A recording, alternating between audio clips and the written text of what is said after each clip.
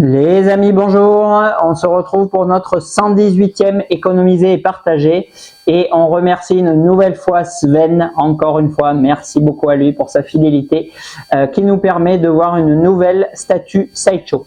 Alors c'est vrai que Sven il est très porté sur la marque Sideshow et toujours avec des réalisations atypiques, donc c'est vraiment un grand plaisir de l'avoir parmi les fidèles réguliers parce que ça nous permet de voir des statues que absolument personne d'autre n'aurait permis sur la chaîne de découvrir, je pense, à part lui. Alors aujourd'hui on voit un personnage de la gamme Sideshow Monsters, le personnage de Frankenstein, la créature de Frankenstein plus exactement, représenté alors depuis à ma connaissance quasiment le début de Sideshow, puisque j'ai par exemple à mon magasin une série de 3 petits bustes justement pareil Sideshow Monsters où il y a là je crois qu'il y a la fiancée, la créature et de Frankenstein et Dracula, je crois, un truc du style. Voilà, donc ils ont suivi depuis très longtemps avec la gamme des bustes life size, avec des premium formats et là du coup sous forme de maquette avec cette nouvelle réalisation du coup de la créature de Frankenstein. Alors j'avais pas unboxé de Sideshow depuis un petit bout de temps. Alors déjà très agréablement surpris sur le packaging de voir qu'ils se sont eux aussi mis au velcro, au sangle avec velcro scotché. Et plus du coup avec du polystyrène simple et du scotch comme le fait Prime One. Donc ça c'est vraiment cool. Ça a été unboxé du coup avec plaisir et rapidement. Ensuite on a une statue qui est limitée à 750 exemplaires. Alors 750 exemplaires ça peut paraître bien sûr beaucoup comparativement à d'autres produits qu'on voit sur la chaîne où on a du 400, du 300, du 100 exemplaires, 99 pour Elite Creature. Mais il faut pas oublier que là on est sur un produit qui est du coup bien en deçà de 1000 euros. Je pars regarder le prix avant de faire la vidéo, je crois entre 600 et 700 euros de mémoire. Et du coup, fatalement, vous le savez comment ça marche, plus le prix est bas, plus la limitation se doit d'être haute. Donc bien évidemment qu'on n'est pas sur une statue comme on le voit très régulièrement sur les vidéos à 2000 euros pour 400 exemplaires. On est sur une statue qui est 3 fois moins chère et qui est censée être limitée du coup 3 fois plus pour rentrer dans les mêmes frais. Or, c'est pas le cas, on est sur 750 exemplaires. Donc, pour du Sideshow, je trouve que c'est vraiment correct, puisqu'il nous habitue très souvent à du 2000, 3000, 5000, voire Open Edition pour certaines. Bon, après, c'est sûr qu'aujourd'hui, on voit ni Iron Man, ni Dark Vador, bien sûr. On voit la créature de Frankenstein, donc un perso qui est bien sûr beaucoup plus intimiste, bien plus ciblé, qui va nettement moins attirer les foules que peuvent l'être les persos bankable comme ceux que je viens de vous citer. Donc je trouve qu'on est voilà sur un rapport prix tirage qui est relativement cohérent, d'autant plus que aucun souci lors du montage et de l'emboîtement de cette statue. Donc je tiens aussi à le souligner pour pas donner l'impression que je crache à boulet de feu rouge sur absolument tous les produits Sideshow, c'est pas le cas. Et on a une statue, ma foi, qui est quand même très correctement peinte. C'est ma foi très joli. Alors on est sur une maquette. Donc j'imagine qu'on est sur une échelle 1/6, 1/5 peut-être, 1/5, mais vraiment très grand la créature de Frankenstein, donc dur à dire, peut-être du 1/5, bon en tout cas on n'est pas sur du 1/4 parce que je pense que Frankenstein 1/4 on est plus entre 50 et 60 cm, là on doit être autour de 40. Mais malgré tout, franchement, voilà, il y a quand même un petit air de badassitude sur cette pièce qui est assez sympathique.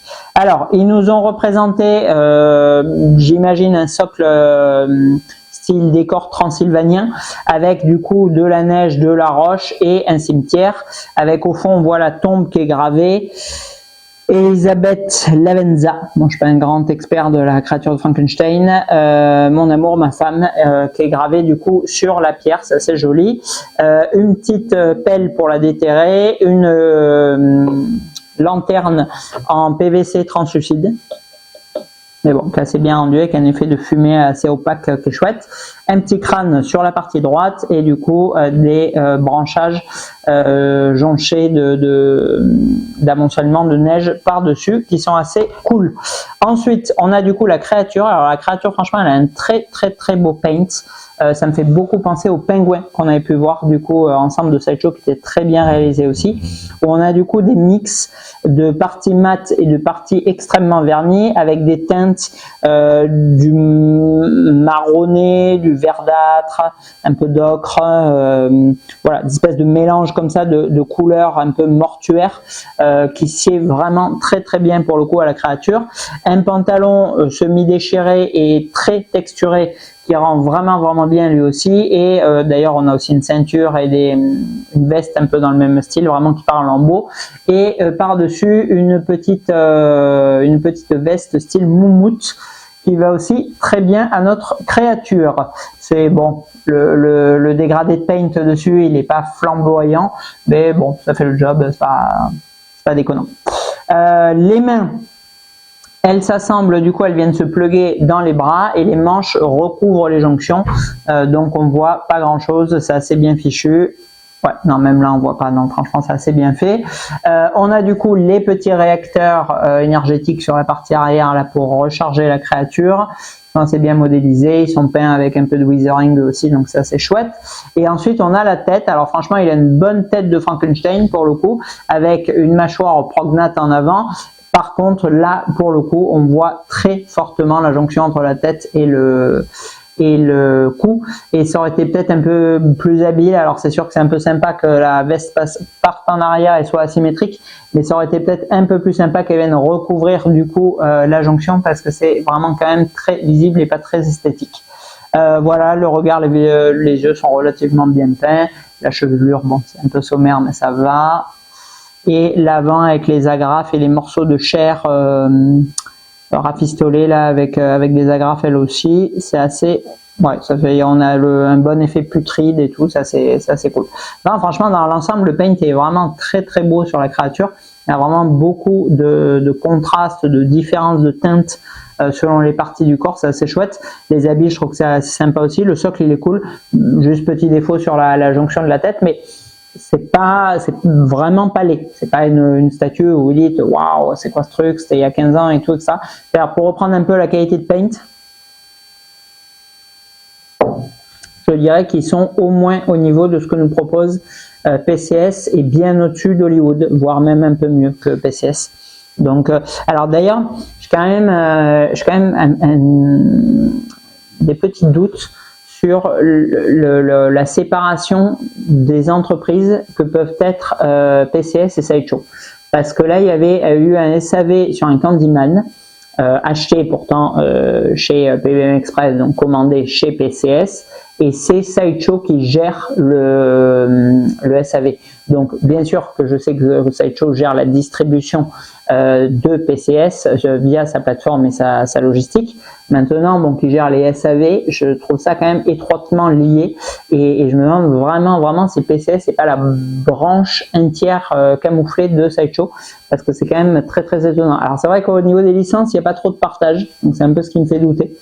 Mais bon. Enfin bon, tout ça pour dire que du coup, franchement, c'est joliment peint, et on a vraiment, voilà, ça fait aussi pas mal penser, je trouve, à du Batman Arkham dans les teintes, et c'est là encore une fois vraiment bien foutu quoi. Voilà, c'est vrai que le paint, il me rappelle énormément celui qu'on a vu sur le Penguin Sideshow, vraiment trait pour trait. Allez, on va noter du coup cette statue. Alors, en réalisme et fidélité, bon, comme d'habitude, on a un aspect un peu comics, et la créature de Frankenstein, il y a moult et moult interprétations, donc assez compliqué. Je trouve que dans l'ensemble, le chara design, moi, il me plaît. Je trouve qu'on est sur quelque chose qui est assez fidèle en termes de chair putrifiée et décomposée, donc 14 sur 20 en réalisme et fidélité. En rendu global, bon, on n'est pas comme d'habitude sur quelque chose qui est ébouriffant. Maintenant, pour la taille de la statue et quand même voilà son petit côté badass, son envergure, 13 sur 20 en rendu global.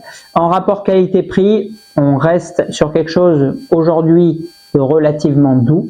Alors c'est sûr que si on compare ce prix de neuf à ce qu'on peut trouver en occasion, bon, ben, bien évidemment cette statue elle va se prendre moins de la moyenne, parce que j'ai encore vu cette semaine par exemple le Robin entière Arkham se vendre pour 400 €. Donc bien évidemment que bon, vous mettez Robin à côté de ça, je parle pas que de la taille, mais bien évidemment que pour la moitié du prix vous sautez sur le Robin et pas là-dessus. Bon, maintenant pour les prix neufs qui se pratiquent aujourd'hui, c'est-à-dire 1000 € pour la plupart des sideshows, 2000-2005 pour la plupart des Prime One, oui, on n'est pas sur quelque chose de déconnant, donc 14 sur 20 en rapport qualité-prix. Et en note globale, écoutez, moi je suis pas forcément super sensible à cette gamme de personnages, je suis pas un grand fanatique de la marque non plus, mais je trouve que ça mérite plus ou moins la même note, que ça serait un peu injuste de lui mettre moins. Donc 14 sur 20 aussi en note globale. Voilà, allez, on remercie Sven pour ce nouvel économisé et partagé et pour cette réalisation qu'on n'aurait strictement jamais vue, je pense, s'il ne l'avait pas précommandé. Merci beaucoup à lui encore une fois pour sa fidélité. À bientôt.